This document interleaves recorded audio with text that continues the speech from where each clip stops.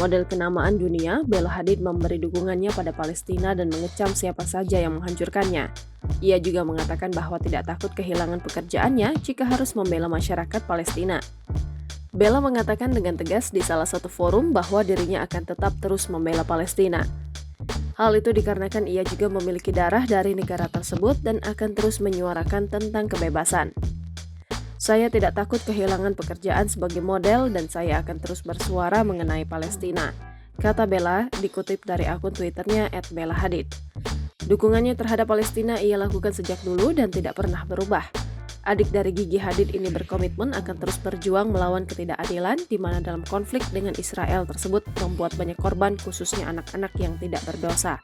Selain itu dukungannya pada Palestina menuai pro dan kontra, namun Bella tetap tidak gentar karena menurutnya ini adalah soal kemanusiaan. Sebelumnya Bella juga sempat berseteru dengan Menteri Keamanan Nasional Israel Itamar Ben-Gvir terkait Palestina.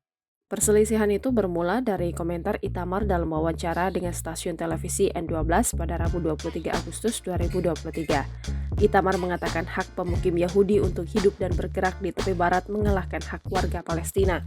Pria yang tinggal di permukiman Yahudi Kiryat Arba dekat kota Hebron, tepi barat itu mengatakan bahwa aktivitas warga Palestina harus dibatasi demi keamanan keluarganya. Download Tribun X sekarang, menghadirkan lokal menjadi Indonesia.